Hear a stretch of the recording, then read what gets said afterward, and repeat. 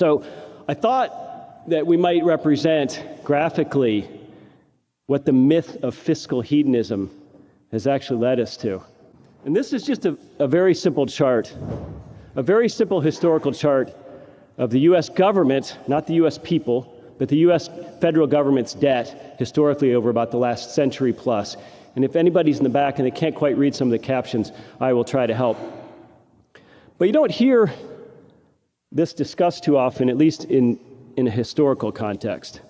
And so what I tried to do as we led the line showing the debt growing, I tried to put down some historical markers. So the first one, you see that the Woodrow Wilson administration really ushers in the modern progressive age, the terrible age of the income tax, central banks, coinciding with World War I. That's really when the progressive era started in the West. And then you fast forward to the New Deal and FDR. So you start to have some new programs like Social Security, which are going to show up later in this trend line. And then, of course, World War II comes along in the 40s and causes a spike in federal spending. Fast forward a couple more decades and you're into LBJ's Great Society era, Medicare and Medicaid come into being in the 1960s. And what's so interesting about this trend line is it shows something that Murray Rothbard talked about. When Murray was arguing against using utilitarian ethics as the basis for the free market. So he pointed out, that when the cumulative effects of certain bad government spending policies are far off in the future, it makes sense that voters are going to vote for them because it's just a matter of time preference, if you're familiar with that term. Voters are going to support things when they don't necessarily feel the pain themselves. So that you see that trend line start to accelerate long after some of the programs that caused it were enacted in the 30s and the 1960s. Now, the Reagan Revolution comes along in the 80s, and that's from about 1981 till the end of 1988. That number, the amount of federal debt goes from about $1 trillion at the beginning of his term, a number he said was incomprehensible to him, and it triples in those years to about $3 trillion. So that is perhaps the starkest visual display of the Reagan Revolution, what it was and what it wasn't. Now, the three lines that you see in the early 2000s, I've just called them the end. An unholy trinity of events occurred sort of in the context of the early 2000 stock market crash, the tech stock crash, and a recession in 2000, 2001, which Alan Greenspan responded to. So three things happened. First of all, 9/11 occurs, which sends federal spending into hyperdrive. We then begin to prosecute the wars in Iraq and Afghanistan in the 2002-2003 period. And we also pass one of the single worst pieces of legislation in American history called the Medicare Part D Prescription Drug Act.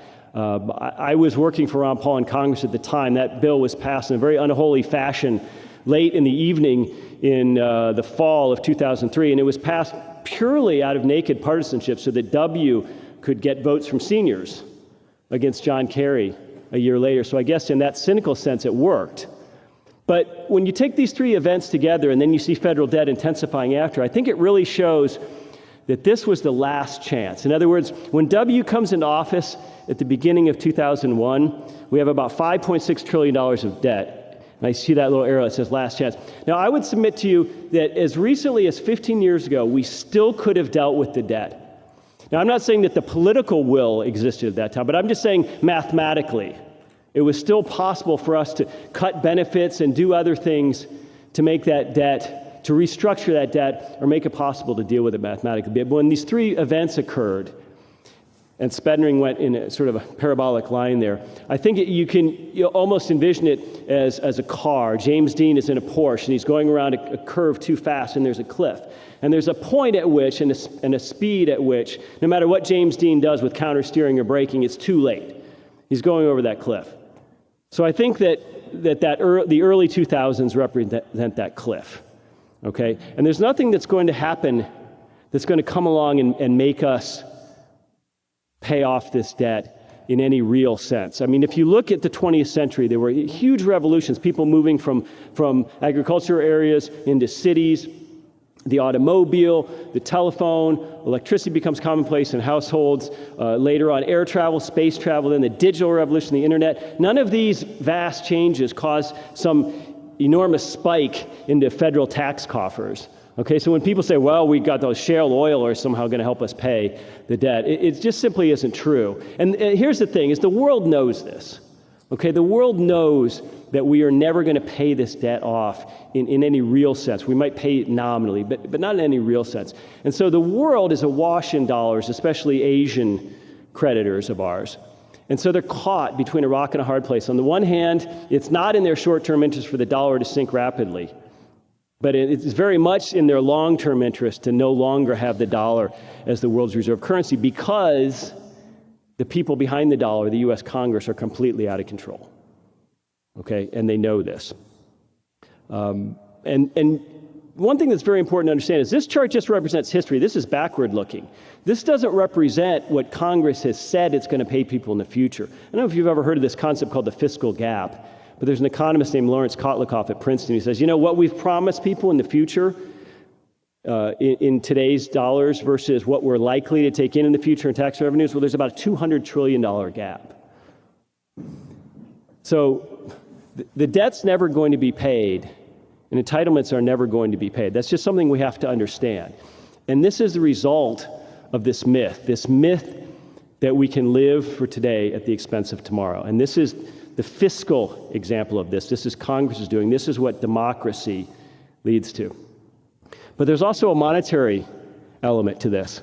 I'll call it monetary hedonism.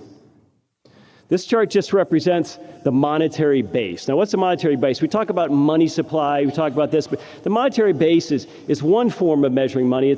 What it consists of is the actual physical currency out there in circulation, and then also the commercial bank reserves with the Fed. So the money that commercial banks have parked with the Fed. So we might call it base money. So it's really, I think, the best indicator of what the Fed itself is doing. So the Fed's created in the 1910s, and you see that line, the Fed's balance sheet is low and low and low. And then the first real shock to that is 1971, when Nixon declares we no longer have to have gold. Our foreign creditors can no longer exchange dollars for gold. So in that sense, the Federal Reserve doesn't need any gold whatsoever to back the dollar. And then that trend line continues up and up and up, and the Fed continues to add to its balance sheet more money, more money, more money. And then what occurs, well, what David Stockman calls the BlackBerry panic of 2008. This is the big crash, which is still in all of our recent memories, when Congress goes crazy, passes TARP and some other bills to bail out big companies like AIG and certain investment bank houses. If you read David Stockman's great book, The Great Deformation, you can learn more than you ever thought about what happened behind closed doors during that period. But what happens is the Fed starts buying up assets from banks, from commercial banks. Now, some of those assets were U.S. Treasury debt, so in that sense they're considered safe. But some of them were worse. Some of them were these collateralized debt obligations that were backed up by mortgages, and these mortgage portfolios aren't worth anything close to what their paper value says. So this increase in money by the central bank, this parabolic rise in the amount of money and treasuries on the Fed's balance sheet, and correspondingly the amount of reserves that commercial banks have, is just absolutely unprecedented in human history. And now central bankers will talk about, we're in a period of extraordinary monetary policy. Well, that's for sure. Because when you look at this, we have no idea what this is going to lead to. We have never had an example of this in human history, where the world's reserve currency, not a national currency like the Deutschmark in Weimar Germany, or what we saw in Argentina in 99, 2000. This is the world's reserve currency. This is the currency that's used to settle payments internationally. And for the Fed to do this takes us into such uncharted waters that extraordinary is frankly a kind word for it. And if you read what the Federal Reserve officials say, they'll even tell you, look, if we keep all this stuff on our balance sheet forever, we really are just monetizing federal debt. I mean, imagine a scenario where U.S. government needs to spend more than it takes in, so it sells treasuries to people, gets the money, and then a few years later, the Fed just comes along and buys those treasuries from the banks that are holding them. I mean, wouldn't that be a neat trick if you could just do that forever and ever? And we've been doing it for so long that it's starting to feel like we could do it forever and ever. But I think this graph shows you that it's a very, very scary thing. And really, it's hedonism. It's monetary hedonism. It's kicking the can down the road and saying, instead of taking the bullet today, we're going to push it off sometime in the future, and a very uncertain future, because this could all blow up in our face in a very unpleasant way. So I'll leave it to you to decide if this extraordinary monetary policy really is the new normal, because I think it's hard to conceive of an event where the Fed would ever reverse this trend or even significantly raise interest rates. So I'll just leave you with one further chart, which is not shocking that the Fed says it's not monetizing debt, but there's an awfully particular parallel between the rise of the U.S. government's debt and the increase of the Fed's balance sheet. So when we say that there's no connection between government debt and monetary policy, I think that perhaps history tells us otherwise. So what does all this mean for us? Well, no society in human history has ever done this.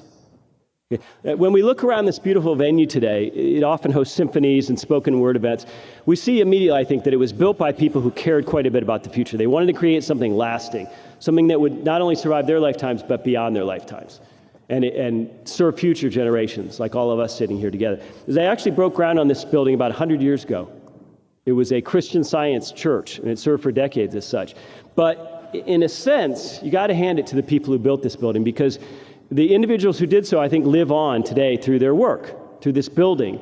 I don't know if you've noticed some of the Tiffany-style lighting, the terracotta on the outsides of the building, and also particularly thick masonry, which is designed to produce warm acoustics in this building, and I think it still holds up very well. They persevered for about 6 years to build this building.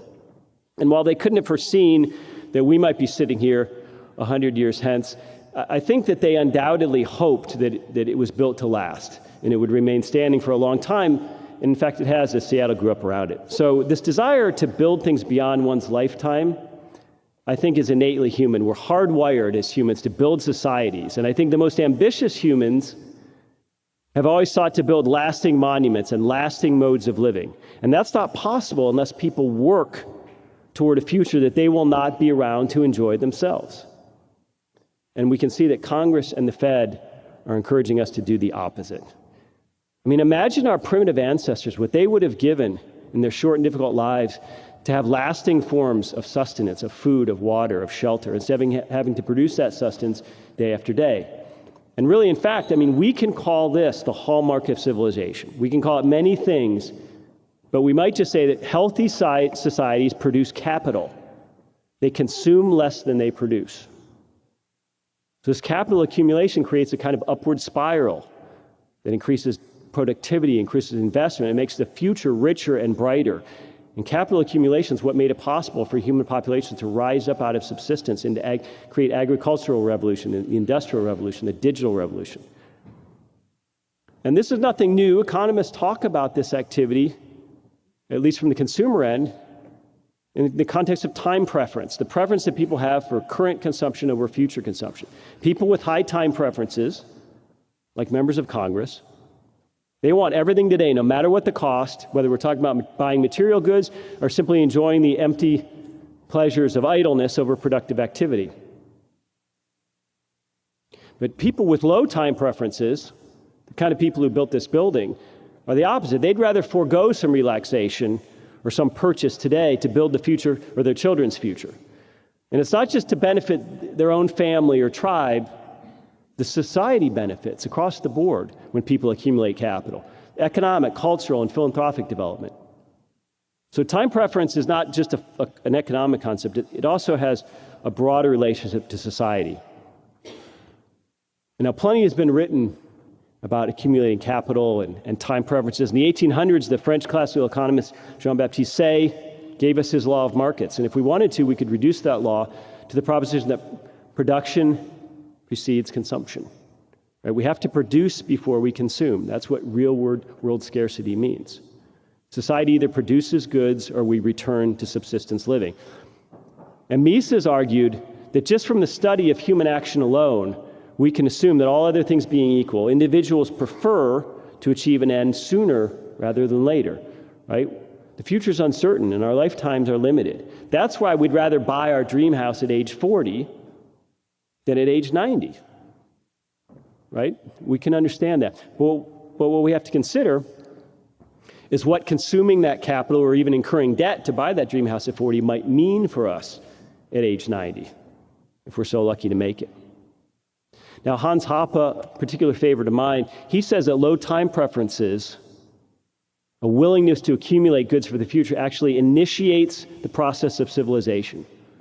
A positive feedback loop in which developing societies accumulate more and more capital, which makes them more productive, which leads to longer lifespans, and hence, more concern for the future.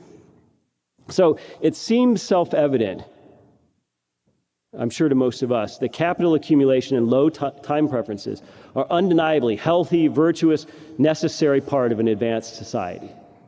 But the two most powerful forces in the modern world, central states and central banks, work tirelessly to force us into this kind of economic hedonism, fiscal hedonism and monetary hedonism.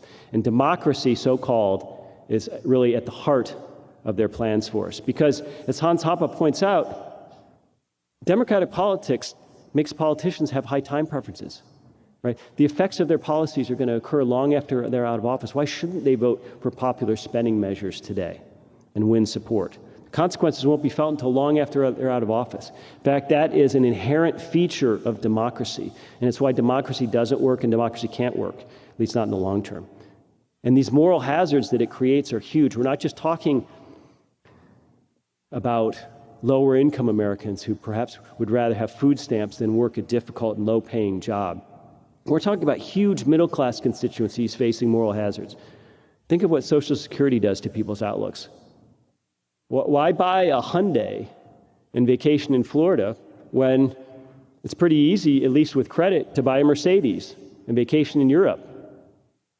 I mean, how many economic decisions are subtly influenced by this knowledge that at least a portion of one's retirement costs will be borne by others?